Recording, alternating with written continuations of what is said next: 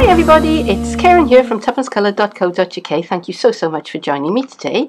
This is what I'm going to be making today, this little basket, I suppose you could call it, which is made out of a paper plate. And I'm making this to transport my swaps to the Stampin' Up demonstrators event on stage at Birmingham. It isn't my idea, it's been around on Pinterest for ages, but I thought it would be a cute way of presenting my swaps to other demonstrators. So if you want to see how I made it, stay with me and I will show you. Here is my paper plate, and it has a sort of raised circle in the centre of it. Can you see that? And I'm going to use that as my guide, if you like. So I'm going to start by folding straight across at the point where that bit begins. All right, that raised bit begins, and I'm just going to squash that down with my bone folder. All right, now I'm going to turn my plate 90 degrees, and I'm going to do the same thing again. So I'm folding on that point where that raised circle begins. And I'm using my previous fold to help me get a 90-degree fold. And then same thing again. Just folding on. You don't have to use bone folder. I just happen to have mine handy and it's useful. Okay, so for the fourth side, I'm going to take that edge and I'm going to put it on this fold. And I'm doing this because I want one edge of my basket to be kind of raised up. If I didn't, I could just do exactly the same as I've done on the other pieces. So now I'm just going to make sure that everything is nice and straight. Yeah. And I've got that kind of shape if I fold it all up. So now I'm going to take my scissors, and on the two sides that are next to the taller piece, I'm just going to cut, and I'm going to cut there, and I'm going to cut there, and I'm going to cut there. So this is what I now have. Let me put my flutes back into shape. Okay, so we've got that sort of shape. So now I'm just going to make my basket by raising up the back piece and bringing the flaps around and bringing the flaps around. So now I have this sort of thing going on, and I'm just going to tape it in place with some masking tape. And yet, not the prettiest thing in the world, but not to worry, because we're going to cover all of this up in just a minute.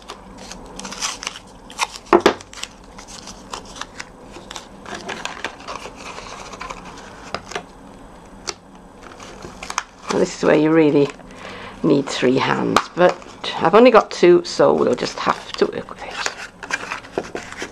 Okay. And that's what you wind up with. I have a 6-inch wide piece of Joyous Noel Designer Series paper, and I'm going to do some scoring on this. So I'm going to score it at 3/4 of an inch and 1 inch, and then 1 3/4 of an inch and at 2 inches, and 2 3/4 and 3, 3 3/4 and 4, 4 3/4 and 5, 5 3/4 and 6, 6 3/4 and 7, 7 3/4 and 8, 8 3/4 and 9, 9 3/4 and 10, and 11 3/4 and 11, and at 11 3/4, so 10 3/4 and 11 3/4. Okay, so I don't know whether you can see it better on this side, but you have you got this sort of pattern coming through. And it might have been kind to you if I'd actually placed it on the other side, wouldn't it? Oh well. Okay, so I'm going to cut this into 1-inch strips, and then I'm going to start pleating them. So here is my scored 1-inch strip, and I'm going to make a sort of box pleat on these. So I think if I show it to you on this side, it'll be easier for you to see. So I've got a 1/4 inch fold score there, so I'm going to fold that, and then I'm going to fold my next piece into a mountain fold, and then a valley fold, and then another valley fold and a mountain fold. Mountain fold, valley fold, valley fold, mountain fold. Mountain fold, valley fold, valley fold, mountain fold. Mountain fold, valley fold, valley fold, mountain fold. And you get this box pleat sort of look. So I've already done 2 of my strips, and now I'm just going to just finish this one. I think I'm going to need 3 strips to go all the way around my box. I'm not 100% sure my box. It's a basket.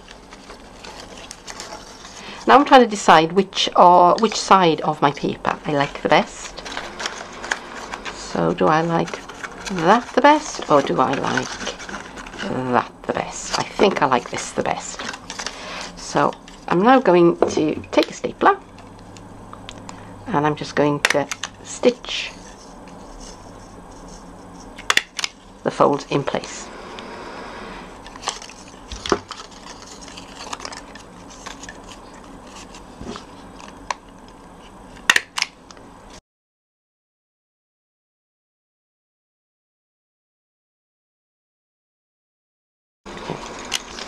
I'm not going to do the last one because I'm going to have to join the strips together.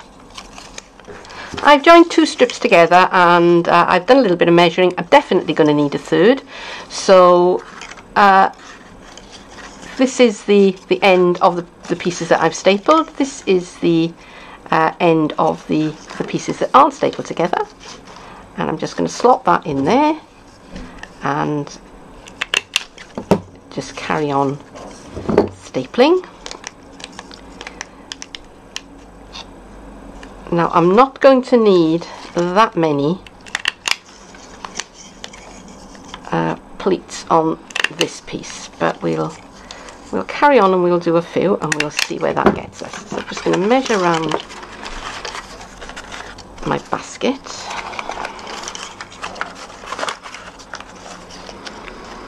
And yeah, that's going to be plenty, so I'm just going to chop that piece off.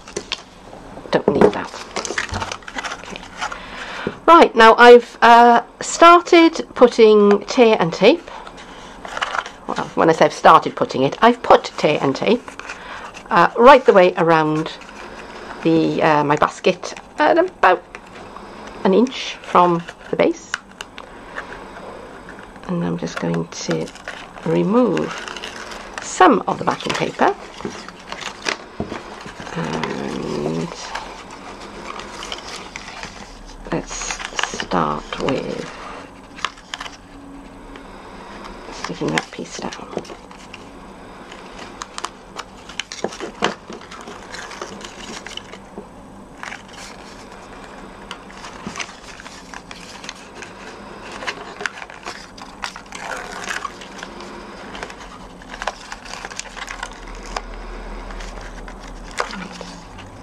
Now, if possible, I want my join to come on the back corner of the basket, because that's where it's going to be least noticeable. Okay, so just chop away that piece and bring that piece on top of it, and just chop away this overlap there, and there we go, little frill. I'm going to finish it off. Am I live? Come back. Come back, you fool. Come back. Yes, I am. I'm going to finish it off by trimming it with a bit of the Tranquil Tide velvet ribbon.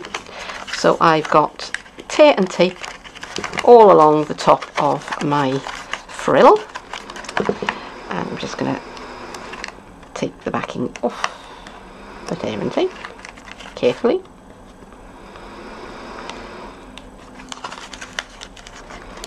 And if you can hear a noise in the background, it is my computer. It's running its fan every now and again, which is rather annoying. And it's not overheating or anything. I've got everything, all the checking programs are running, and it's absolutely fine. It's just decided to run its fan. So all I'm doing is carefully removing the backing from the tear and tape a little bit at a time, and I'm just putting the ribbon down on top of it, just working my way around the basket until I come all the way back to the front, and then I'm going to just snip away the extra ribbon. Let's do it right that time, shall we? Right. I want a bow to cover my joined ends, so I've cut another length of the Tranquil Tide ribbon, and I'm going to tie a bow. So I made my bunny ears, and I'm going to wrap one bunny ear around the other bunny ear. Now if I pull it tight at this point, I'm going to get the wrong side of the ribbon coming to the front, and I don't want that. So I'm going to almost close it, so it's still kind of very, very loose, and I'm just going to pull my tail ends, and now I'm going to twist this so that it's over to the right side. Right, I'm sorry if my big sausage fingers are getting in the way, but this is just me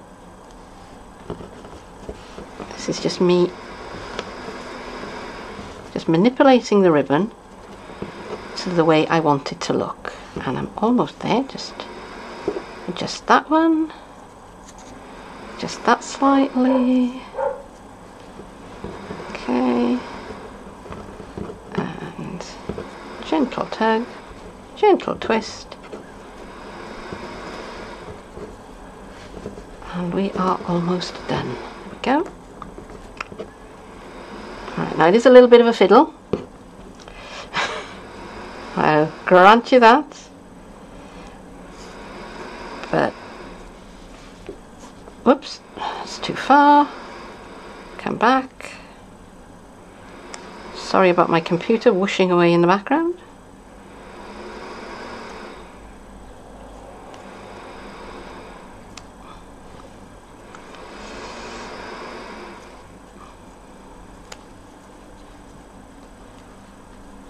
There we go. That took a little bit of,